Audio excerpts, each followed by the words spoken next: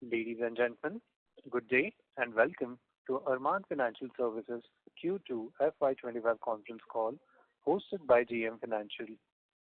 As a reminder, all participant lines will be in the listen-only mode and there will be an opportunity for you to ask questions after the presentation concludes. Should you need assistance during the conference call, please signal an operator by pressing star, then zero on your touchtone phone. Please note that this conference call is being recorded. I now hand the conference over to Mr. Mayank Mistry from JM Financial. Thank you, and over to you, sir. Thank you, Siddhant.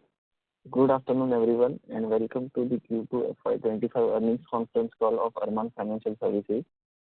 First of all, I would like to thank the management of Arman Financial Services for giving us the opportunity to host this call. From the management team, we have Mr. Jayendra Patel, Vice Chairman and MD, Mr. Alok Patel, Joint MD, and Mr. Vivek Modi, Group CFO. I would now like to hand over the call to Mr. Patel for his opening remarks, post which we can open the floor for Q&A. Thank you, and over to you, sir. Thank you, Mayank, and to JM for hosting this call. Hopefully, I'm audible to everybody. And on behalf of Arman Financial Services Limited, I extend a warm welcome to our Q2 FY25 earnings conference call. Joining me today is, of course, Mr. Vivek Modi, who is the Group CFO and also the Investor Relations team. I hope you've had the opportunity to review the Q2 and H1 FY25 results, the press release, and the presentation available on the stock exchanges and our website as well. I apologize, those were uploaded with a slight delay this time, so my apologies for that. Today, I wish to start by addressing the key developments in the industry and discuss our performance in the context of the significant challenges currently facing the microfinance industry. As you may know, the industry is experiencing a substantial rise in impairment cost, which increases largely due to over-leveraging in the rural retail unsecured lending space, impacting both microfinance institutions and non-MFIs alike. Over-leveraging has strained borrower repayment capacities, leading to a rise in delinquencies and higher default rates. Additionally, high attrition rates among the field staff across the industry have affected collection efficiency, as turnover disrupts the consistency and effectiveness of borrower interactions, which is a crucial component for timely repayments in microfinance. In our past interactions with capital market participants, we have briefly discussed and anticipated as well an increase in the credit cost from over-leveraging, and I think this discussion was since early last year. However, the severity of these challenges have been much greater than expected, at least for me personally, and compounded by an evolving macroeconomic and regulatory environment. Given these conditions, we have opted for a cautious growth strategy, emphasizing collections and portfolio health over expansion.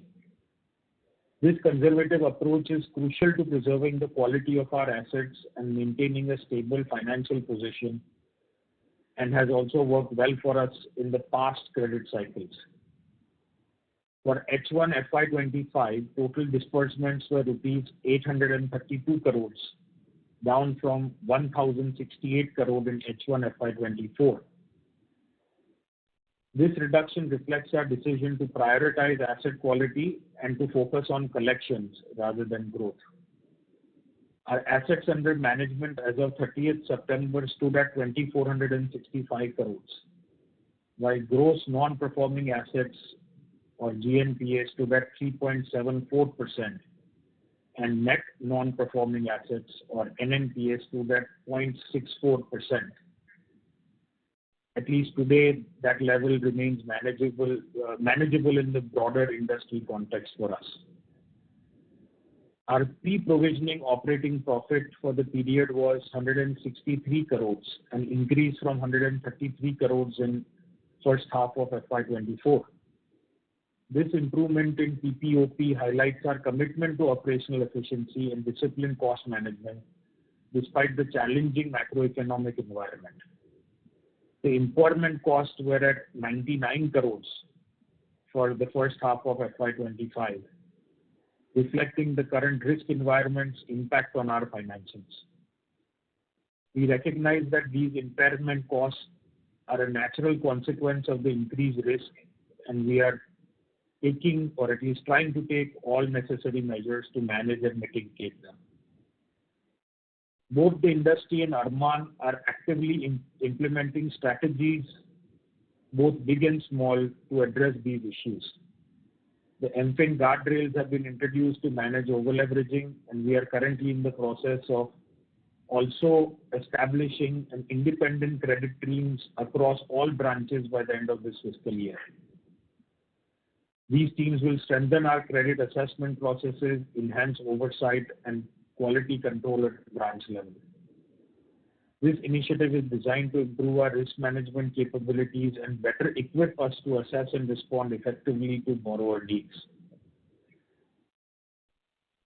Once again, our focus remains on quality over quantity as we navigate the current challenges in the rural environment and await the end of this down cycle. We believe that by prioritizing quality, we will be in a stronger position once the industry environment stabilizes. Now let me run through the key financial and operational numbers for the quarter and half year ended 30th September 2024. Consolidated for Arman, the gross total income for the quarter stood at 182 crores, registering a growth of 13% year-on-year, while gross total income for first half stood at 366 crores, registering a growth of 18% year-on-year. The net total income for the quarter stood at 116 crores, registering a growth of 25% year-on-year, while the net total income for the first half of FY25 stood at rupees 235 crores, registering a growth of 32% year-on-year. Profit after tax for the quarter stood at 15 crores, registering a deep growth of 63% year-on-year.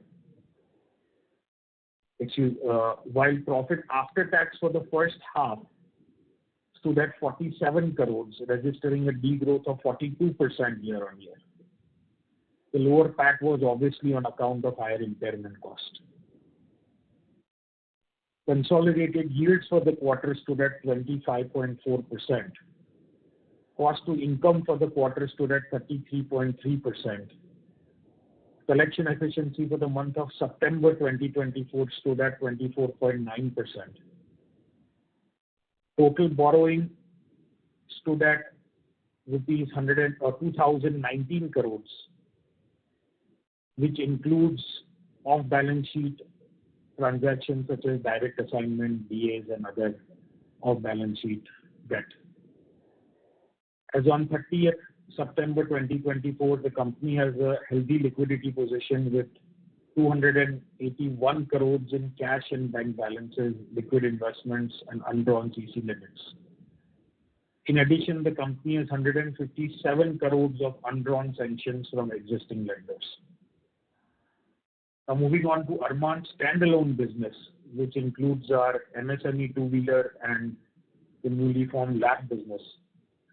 Assets under management stood at 483 crores, registering a growth of 35% year-on-year. Total disbursements stood at 206 crores in the first half, registering a growth of 35% year-on-year, while disbursements for the quarter stood at 104 crores. The gross total income for the quarter stood at 43 crores, registering a growth of 24% year-on-year, while the gross total income for the first half stood at rupees 86 crores, registering a 32% growth year-on-year. Net total income for the quarter stood at 31 crores, registering a growth of 35% year-on-year, while the net total income of the first half stood at 64 crores, registering a 52% growth year-on-year. Profit after tax for the quarter stood at 8 crores, registering an 11% degrowth year-on-year, while profit after tax for the first half stood at 21 crores, registering a growth of 21% year-on-year. Segment-wise collection efficiency for the first half stood at MSME, which was 96.8%, and two-wheeler at 96%. Gross non-performing assets for the MSME business stood at 2.54%, while the NNPA stood at 0.57%. GNPA for two-wheeler business stood at 4.79%, while the NNPA stood at 0.87%. On the microfinance side, which is managed by Namra Finance, the wholly owned subsidiary of Arman, assets under management stood at 1,981 crores. Total disbursements stood at 625 crores in the first half, while the disbursements for the quarter stood at 269 crores. Gross total income for the quarter stood at 138 crores, registering a growth of 9% year-on-year, while gross total income for the first half stood at 281 crores, registering a 14% growth year-on-year. Net total income for the quarter stood at 84 crores, registering a growth of 19% year-on-year, while the net total income for the first half stood at 170 crores, registering a 23% growth year-on-year. Profit after tax stood at 6 crores, registering a degrowth of 81% year-on-year, while profit after tax for the first half stood at 25 crores, registering a degrowth of 61% year-on-year. Collection efficiency for the first half stood at 95%. GNPA stood at 4.03%, while NNPA stood at 0.65%. Now, to conclude, we do acknowledge that the challenges encountered in the first half of FY25 have impacted our performance. However, these issues are industry-wide and not unique to Arman. The rural sector in particular has faced significant pressures from various factors, including unpredictable weather, election-related uncertainties and disruptions, broader economic headwinds, all of which have contributed and affected borrower repayment capacities. Despite these near-term challenges, we are confident in our long-term strategy, which we believe will support future growth. With a 32-year legacy, Arman is no stranger to credit cycles. We have navigated similar situations in the past and emerged stronger each time and also more resilient. Our experience and proven management practices give us the confidence to continue our long-term path. We remain steadfast, well capitalized, and prepared to manage these headwinds effectively. Supported by a dedicated team and a clear focus on risk mitigation, we are well equipped to overcome current challenges and drive sustainable growth for our stakeholders. Thank you very much, and we will now open the call for any questions. Thank you very much, sir. We will now begin the question and answer session. Anyone who wishes to ask a question may press star and 1 on their touchtone telephone. If you wish to remove yourself from the question queue, you may press star and 2. Participants are requested to use handsets while asking a question. Ladies and gentlemen, we will wait for a moment while the question queue assembles. Our first question is from the line of Ashlesh Sonje from Kotak Securities. Please go ahead. Hi team, good afternoon. Sir, firstly, I look at... Sorry to interrupt, Mr. Ashlesh. Can you please be a bit louder? Your voice is not audible. Can you hear me better now? Yeah, please go ahead. I said, firstly, if I look at slide number 31, where you have presented the PAR 31 to 90 book, there is a sharp increase across the MSME and two-wheeler segments as well. So can you talk about what is causing this increase? And if you can also share the overlap between your customers across these segments with MFI. What slide did you say? Slide number 31. The PAR 31 to 90 book which you have shared. Yeah. So yes, the MSME also has seen some increase. That's what I think. So I mean, our MSME book is relatively speaking, in the same areas and, are essentially one step or two steps above microfinance customers. So it wouldn't be fair to say that this is a completely different... Sir, can you please come a bit closer to the speaker? Your voice is having an echo. Oh, sorry. Is this slightly better? Yeah, sir. Please go ahead. Okay. So it is not fair to say that the MSME is completely different than microfinance. These customers will be one or two steps above microfinance customers, but that said, of course, MSME does have little pressure, but it is much better than. Now, as far as overlap is concerned, obviously, as far as our books are concerned, there is very little overlap or no overlap. Some microfinance customers do graduate to MSME, but there is no cross-sell. So essentially, it would be one loan, one customer. So we do not do multiple loans to the same customer. But if your question is more asking how much overlap would there be between the SME that we service and the microfinance industry, obviously there would be some level of overlap. Understood, sir. And secondly, when it comes to implementing the MFIN guardrails, do you see all the lenders now implementing this in letter and spirit? It's hard to say. All disbursements have been down sharply for all industry players. And my guess is that, like us, people have increased underwriting, and self-preservation is a innate human instinct, and so everybody is following guardrails, and to be honest, going beyond the guardrails, right? So the guardrails is one thing, but I would say that you need something more than guardrails as well. I mean, guardrails will not get you all the way where you need to go. Understood. Sir, and at least in the recent underwriting, is there, can you infer that the quality of at least the recently originated book has now improved, or is it too early to say that? Too early.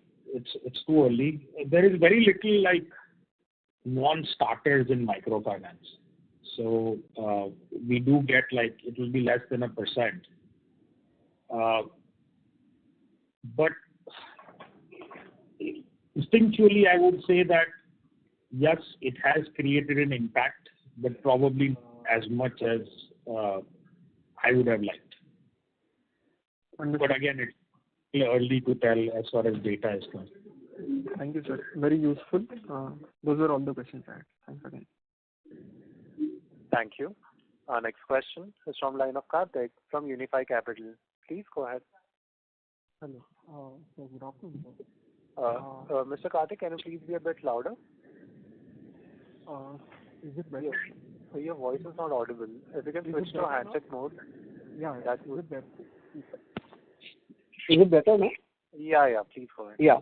So I have just two questions. So on the regulatory front, what are we seeing as a headwind? Because post this circular from RBI directing a few NBFCs to stop disbursements, how are we taking it? Is the directive in terms of the interest rates, or is it in terms of NIMs, or what's the RBI's call for all the MFIs? That's my first question. No, so it's difficult so I only heard part of your question. The quality of the audio was not very clear, but I got the gist of your question. I think you are asking about basically the RBI circular regarding interest rate, other factors and stuff like that. See, it will be very difficult for me to comment on such matters. All I have to say is that RBI is the regulator. So, if they say, if they ask us to jump, all we can say is how high, and to an extent, RBI had been issuing a lot of notice. I mean, they both publicly and privately had been discussing with many MFIs and other institutions about many things such as transparency and interest rates and NIMs and other factors. I was surprised, to be honest.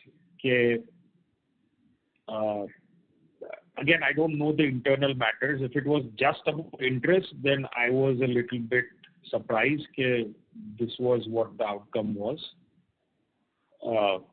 Considering that, to a certain extent, the punishment has to fit the crime. And in certain of the NBFCs, I know that the rates were, again, it's not fair for me to comment on this. I'm not exactly sure what is appropriate, but the rates were clearly on the higher side. Whether you call that usurious or not, I don't know. At least on the MFI side, I'm just not sure whether, is 25 usurious and 24 not, or is, 26 usurious and 24 not. It's very difficult to judge what is going on. In today's stage, in today's context, obviously we are discussing the matter at great length internally with our board, with with RBI as well. We are engaged with them as well. And whatever steps are required to protect Arman particularly and Namra particularly to any kind of regulatory risk, we are taking all measures which we feel are prudent. So again, I really want to specifically comment more than this. Sure. Thank you so much, sir. That was helpful. And my last question. So what would be the proportion of Namra plus 4 in our current portfolio, sir? Namra plus 4, like the customers who have... I know people have been reporting this number, and I've been seeing it as well. I'll give you that number because I figured somebody would ask that, and we do have those numbers ready. But before we give you that number, I want to specifically give a disclaimer here that there is no standard way to report these numbers, and whether this was the status of a particular customer at origination, or did you do a scrub analysis from the credit bureau? Did you do it at a customer level, or did you do it at the household level? For example, including both the customer and the spouse. Did you do it for MFI loans, MFI plus retail, or all loans? Again, there is little clarity on this. So the disclaimer here is that the numbers that Vivek will just tell you right now are numbers that we had during origination at the family level for all loans.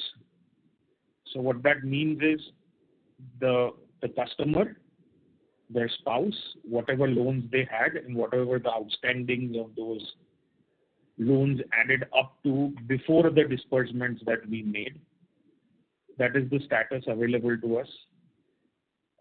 As far as scrub analysis goes, we have done it on a limited basis on a state-to-state level, but we have not done it at the household level. So I don't think it would be very prudent for me to share those numbers with you. So anyway, sorry. So that's level to answer your questions more specifically.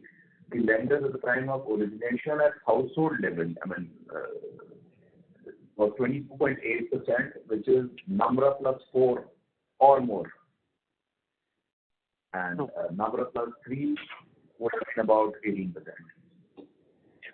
And basically, if you look at the outstanding, practically none of the customers at the household level for us had a outstanding of more than 2 years. That's it. So that was the underwriting that we used. I think it was less than 2% of customers who had more than 2 lakh rupees of outstanding. So again, when you are looking at household numbers, that 22% might seem quite high. But you have to remember that at the spouse level also, there is a lot of these ACC type loans and other loans that are sometimes not very, very large. So many customers may have multiple lines. But what we were largely concentrating on was total outstanding and total EMI burden over and above the number of loans that a customer had. But Vivek, you want to just read out what it was for number of loan, number plus 1, number plus 2, 3, or whatever. So number alone was 21.8%. Number plus 1 is about 16.9. Number plus 2 turns out to be 19.9. Number plus 3, 18.6%. And number plus 4 or more was 22.8%. And along with that, with the outstanding, when we gave the loan, excluding our loan, the outstanding at the time of giving the loan being less than 50,000 being 47%. 50 to 1 lakh was 25%. 1 lakh to 1.5 lakh was 18%. 1 lakh to 2 lakh was 8%. And customers with more than 2 lakh of outstanding when we gave out the loan was 2%. Okay, sir. Got it. Thanks a lot for this, which is very helpful. Thank you so much. Thank you. Our next question is from line of Amit Jeswani from Stallion Asset. Please go ahead. Hi, Alokji. Alokji, how are things looking in October and November, now that we finished 45 days in the quarter? Well, not. I wish I could say it was good news and things are looking up, but unfortunately that is not the case. But November has been fairly disrupted due to the Diwali festival. So as far as availability of customers and everything is concerned, that became an issue. So right now, obviously, it's covering up and covering up very quickly. So that is good news at least. But yeah, I don't think this down cycle has ended, and neither can you expect it to end so quick as well, to be perfectly frank with you. But I would say, I guess, if you want to count a silver lining, you know, the rate of descent is slowing down significantly. So at least that is we'll take that win, I guess, if nothing else. Got it. And I was just seeing that COVID, we peaked at around 6% GNPA. What do you think would be our GNPA this time? Like we peaked, sorry. We peaked at 7.9% GNPA in March 22. What do you think this GNPA will end this time? Because your best guess, you're seeing data. So Amit, I understood your question.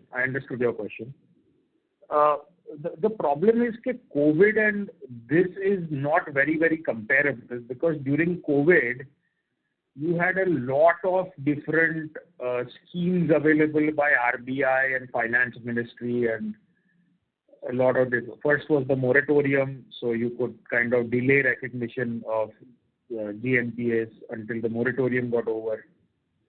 After that, there was restructuring available, and a lot of other things were available. So I'm not saying that was done maliciously or anything like that, but there were a lot of different things available during COVID. Now, if you look at the credit cost today, you know, we are nowhere close to what COVID cost us, for example. So you can take that as a silver lining to an extent. But what is different this time is that COVID was like a heart attack and then like a quick recovery period, right? So the problem this time is that it's like an extended edition. It's a headache, not a heart attack, but it's a bad migraine. Sorry, maybe not a very good analogy, but so your NPAs, as long as you keep writing off assets and taking them as impairment in your P&L, it's possible that the GNPA may never rise to more than what it is today also. As long as you stay on top of it and keep either providing for it or writing it off. I don't know, Vivek, you have anything to add to that?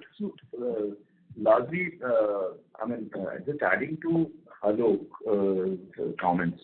One, the differentiator between COVID and today is obviously the environmentally during COVID, there was a lot of supports that came in. In this, I think we will have to kind of internally ring fence as much as we can do in terms of improving the collection efficiencies and the monitoring and so on and so forth for whatever has already been disbursed, and put into place a much superior underwriting processes to ensure that the forward lending or the future lending is far more ring fenced to that extent. Having said that, I think worrying down to a specific number may not be a great idea at this point of time. Got it. So other question is, how does the problem solve itself? Just by we lending less and people getting deleveraged, or the only way to come out of a bubble is to create an even bigger bubble and basically lend more so that liquidity improves and everything becomes okay? Well, Amit, you kind of hit the nail on the hammer here. One of the bigger problems why things are continuing to go down is the fact that lending had stopped, right? And whenever you stop credit or at least slow down credit to any economy, that is going to have worst effects. So, in effect, to prevent people from getting over leveraged, you are also stopping credit to people who may really need it, right? And if they don't get it, they are also defaulting.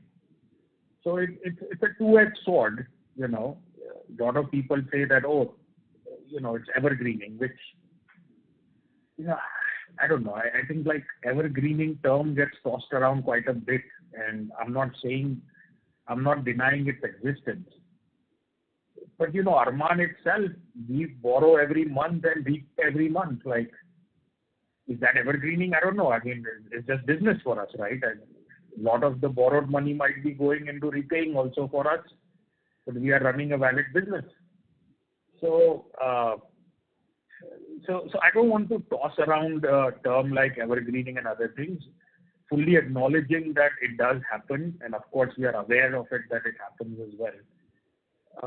But yes, I think one of the bigger problems is that credit has stopped, and until the credit resumes to a meaningful level, it will be even more difficult to get out of it. And so you are stuck in sort of a catch-22 situation. And so ideally speaking, I would want everybody else to start dispersing and I would be conservative. But unfortunately, that's not how the world works. So, but I don't know. I'm not exactly sure how to answer your question, except the fact that during both demonetization and COVID, lending did resume slowly, and it did get up back to what its previous levels were.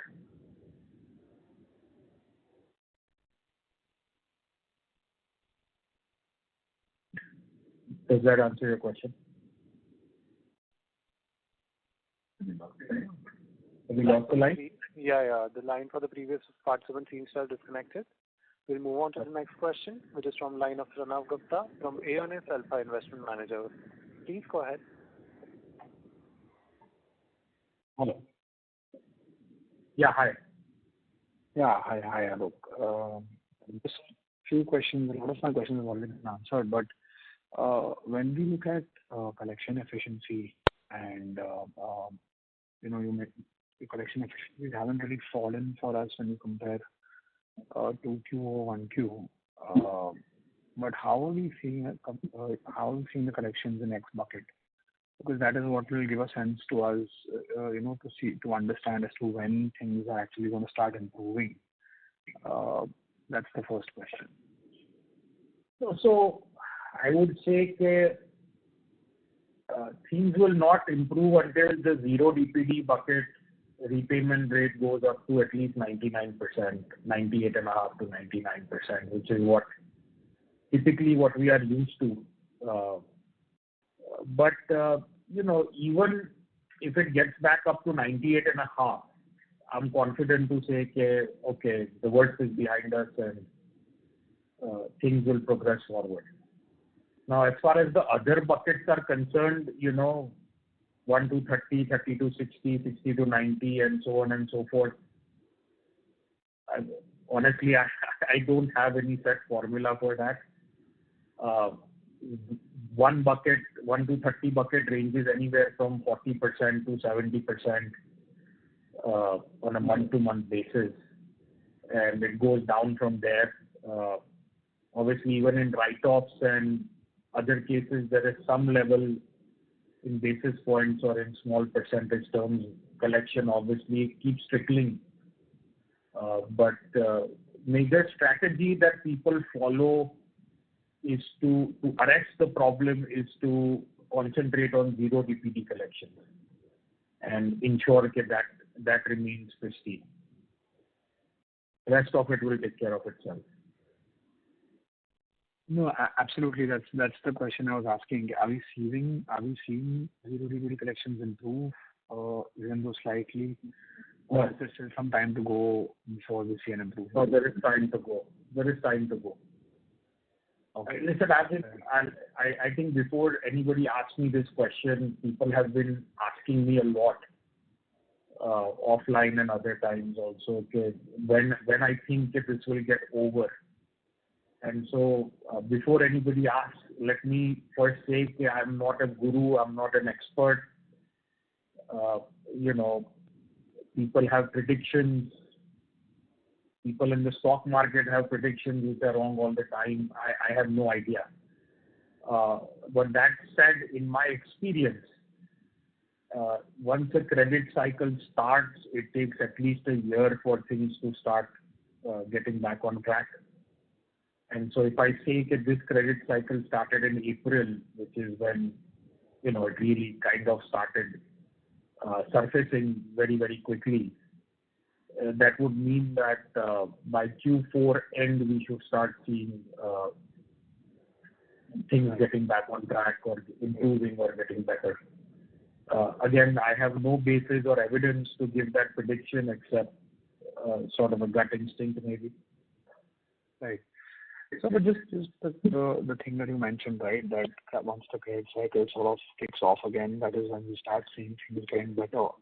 But say if you look at the last 18, 24 months, and possibly the last 12 months, ending April, that is where we've seen a huge build-up of lenders lending to multiple borrowers and the number of borrowers per lender going up, right? And if you sort of take a lot of anecdotes from multiple companies that trade in the rural sector, it doesn't really seem like incomes have been hit in a big way.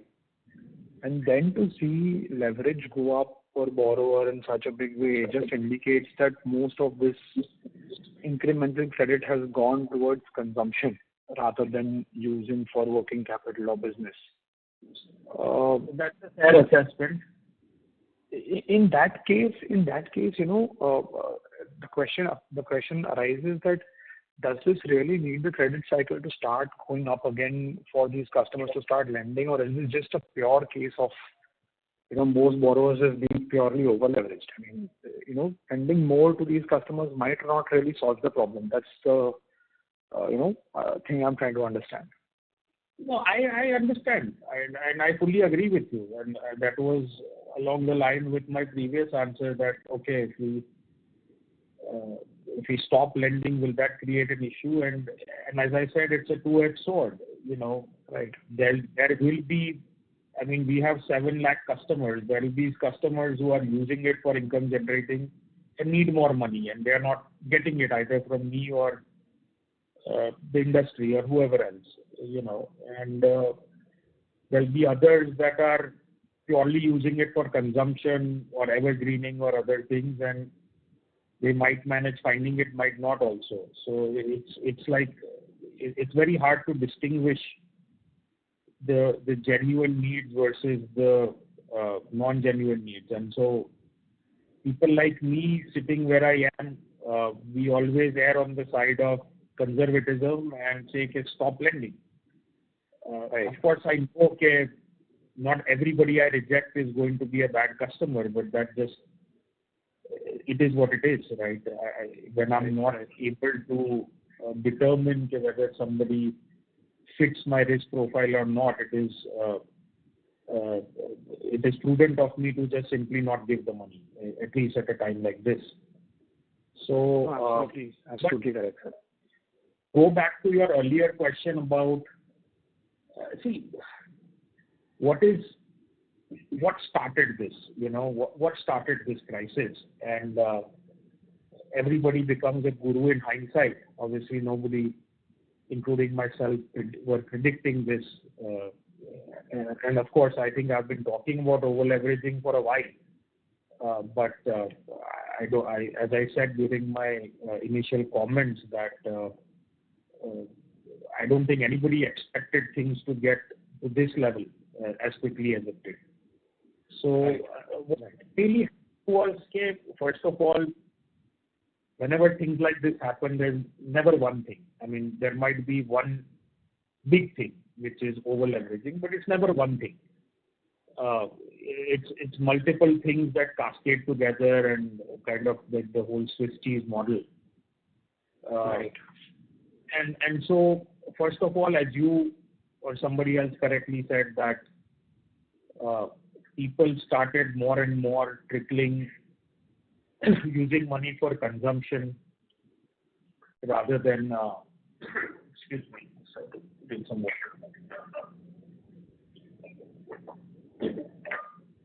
Yeah, so people started using it more, maybe more for consumption, maybe more for aspirations. I think availability of loans just became so easy. 4 or 5 years ago, the people lending to these people were just MFIs, 80% of them were MFIs. And we were a close-knit group. We kind of knew, so this, like, when things like COVID and stuff happened, obviously we got into some bit of trouble, but otherwise it was fine. Right. And now, it just seems that the world is crazy offering loans. Even the companies who have nothing to do with loans monetize their businesses with, giving out loans as a supplementary business. And so I said this before, this is not an MFI business. Everybody who has lent money to this, people are getting their hands burnt. It has, so obviously, I mean, look at, I'm assuming today when you get cold call from people, how many people are trying to sell you refrigerators and air conditioners? Very few.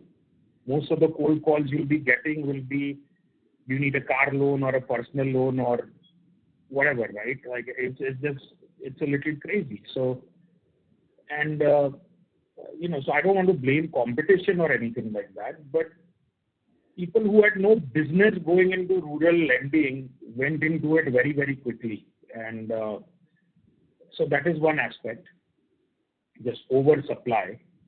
The second part happened, and before I say this, I want you to understand that I am not blaming RBI or the regulator, but when the deregulation happened in April 2022, where they removed pricing caps and also removed over-leveraging caps, RBI assumed that the industry was mature enough to manage these things. and that was really the right thing to do. But unfortunately, people thought that they could price away the risk of, giving out more loans, and that never works, according to me. So anyway, there are many other factors at play, but what I feel is that this is probably the larger issues. Understood, sir. So just one last question. Assuming that, is it fair to assume that, given that expected Sorry collection to is interrupt, about Mr. to be- Pranav. We request you to get back to the question queue for any follow-up. Thank you. Our next question is from line of Sukriti from Laburnum Capital. Please go ahead. Hi, Alok. I just want to understand a little bit more about the MSME, the 400 crore MSME book. Now, I'm looking at this. It's typically the same ticket size or little less than what I see peer MFIs do in their individual MFI loans. Now, but you run this, I understand, as a separate network, different branches, and there's a credit underwriting layer that you have. I'm actually a bit surprised to see the yields here, 35-36%, when the individual MFI loans that I see are much lower. So I have two questions on this. And I think earlier in this call also you did mention that this customer is a little MFI plus customer, right? So Yes. Why is this guy coming to you when he could get a 1 lakh individual MFI loan from, let's say, G1 at 22%? And second, on the regulatory aspect, given the yields, what is the risk of that? So those are the two questions on MSME.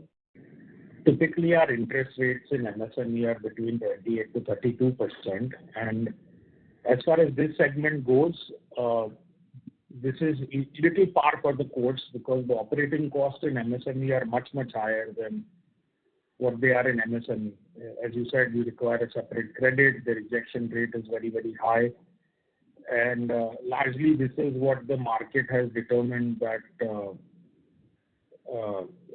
what the cost is giving money to these customers. So Actually, it is like individual level collection. yeah, so it's individual level doorstep collections. So it's in a GLG group, you have to go down to the group level and collect from maybe 5, 6, 7 customers. Here it's individual door-to-door collections. So that gets expensive very quickly. And frankly, I don't understand from your perspective why this makes sense, and this is probably the right yield. But the question is from the customer's perspective, why is he, who is a MFI plus customer, coming to you at 36 for a 80,000 loan when he will probably get a 1 lakh unsecured loan at 22-23% without having to go through this credit underwriting? I mean, you can, this is a rabbit hole that really I don't want to get into. I mean, eventually it will always lead to, okay, why does an MFI customer come to me? Why don't they go to SBI and get a loan at 8% or 9%? I mean, there is no right answer for this except the fact that there are many other things except interest rates. We are providing doorstep customer. The customer doesn't have to find the loan. We find the customer to give him the loan, right? So that is one aspect. Second aspect is that I have a very quick turnaround, and I'm very paper friendly. I don't ask for 30 different documents, tweak 30 knobs to get a result and stuff. So clearly the customer is seeing some advantage in paying a higher yield with me versus going for maybe a more complicated but a lower yield. I've always said this, that a customer who's extremely price sensitive, I've probably lost that customer, That's not who I'm really servicing. They'll probably wind up going to HDFC Bank or whoever else.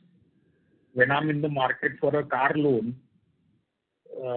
I make 20 calls because I'm in the business, and even 2 basis point difference, I'll go with that person because for me it's kind of an enjoyable experience of to get the lowest possible rate that I can manage. But I'm not a microfinance customer, or I'm not an MSME customer. So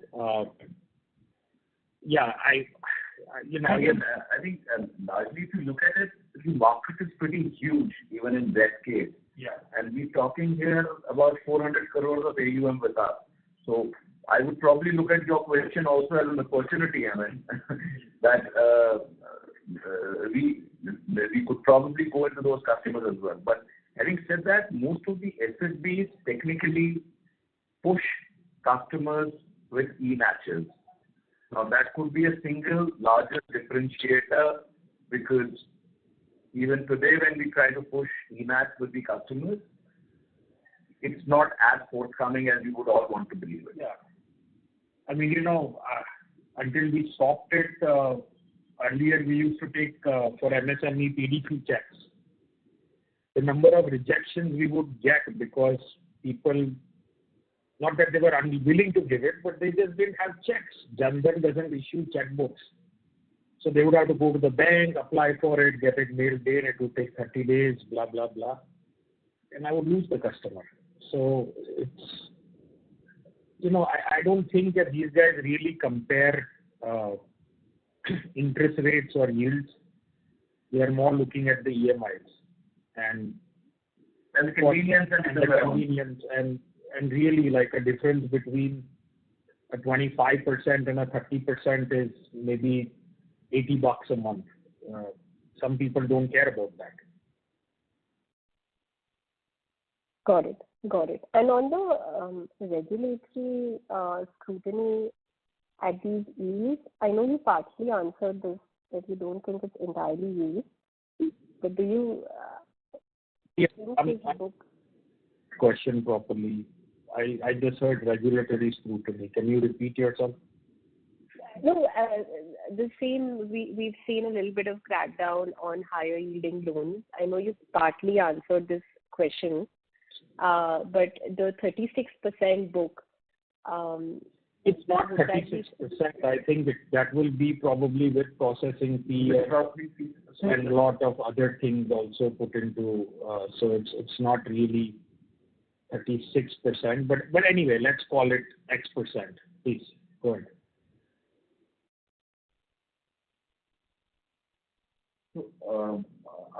I think the question was about regulatory risk. Now here, no. Line dropped. No, I'm here. I can hear you. Yes, that's what the question. So on the regulatory risk, just to kind of address that, to a certain extent, since Arman with its entire AUM is still in the base layer, and second, at least the kind of select scope inspections that we've gone through in the last 2 or 3 years, the rates have been similar and there has been no major changes in that. And I think that has not been specifically being pointed out by the regulator.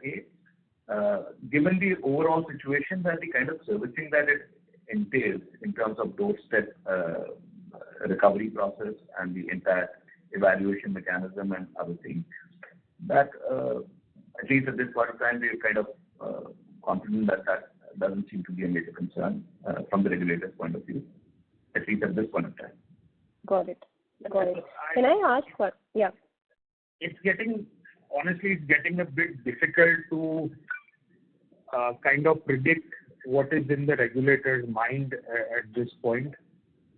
And so there's a lot of guesswork involved, about what they want, what the intent is. I think the intent is quite clear. Don't charge more than you want or than you should. But so when it's like a difference of 5-10%, obviously it's easy to determine. But if it's 1 or 2%, I don't know if it becomes that easy. But again, I think if you look at ROAs, ROEs, NIMs and yields and other factors, And if you look at the complete picture, as long as you are able to justify it in some mechanism, given the risk which you are taking and other factors, I think RBI is largely reasonable. The second thing which I just want to say is that typically speaking, RBI does not do any knee-jerk, and I'm not aware of the specific 4 companies that they have come out against in the past few weeks. But I know for a fact that before they come out with anything public, there are many months of discussions and other things that go on. Even in the case of Paytm and other things, discussions happen not over months but over years. So I would say RBI is largely reasonable, and I would assume that if something like this is coming for Arman or Namra, hopefully I should be able to see it coming and take corrective actions, whatever is necessary. Today I don't, and again, don't blame me if I turn out to be wrong. Nowadays, I'm also scared to make predictions because it seems like I'm getting more superstitious as time goes on. But let's see. I will monitor it very, very closely. No, absolutely. Listen, point well taken. Can I ask one more question? Yeah, please go. On the point about credit having stopped in the industry in this cycle, again, how much of this is companies being cautious and saying, look, my customers over leverage and the industry as a whole after Sadhan guidance and MFIN guidance, and how much of that is a definitive regulatory push that no evergreening, no netting off?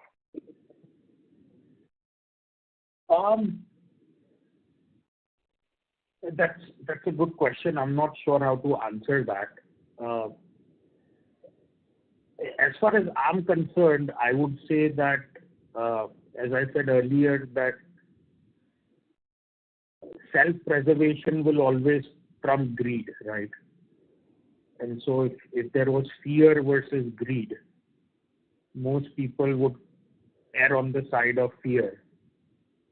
And that said, I would say that most of the disbursement which is lowering in the industry is in an interest of self-preservation and not wanting to get into something that they don't know yet how it will evolve, rather than something that RBI has been preaching about lowering unsecured lending and other factors. So, but I'm sure it's some combination of both, but I would probably weigh the former more than the latter.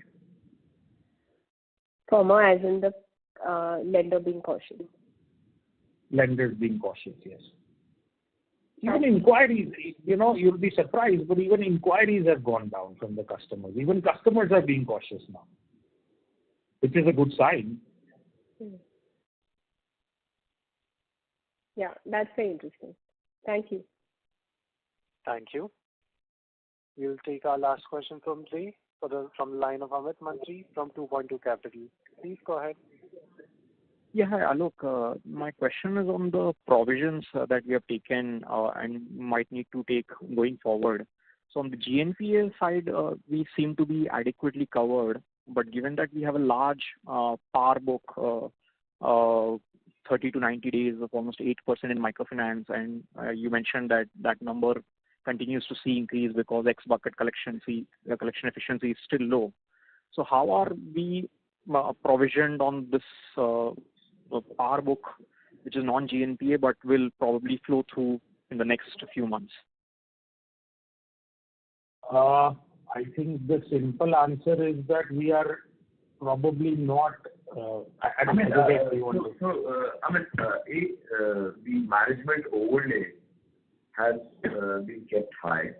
The overall provisions that you see there is about 114 crores for the console, and of which, none largely about 50% would turn out to be the GNPA provision, and the balance kind of is towards the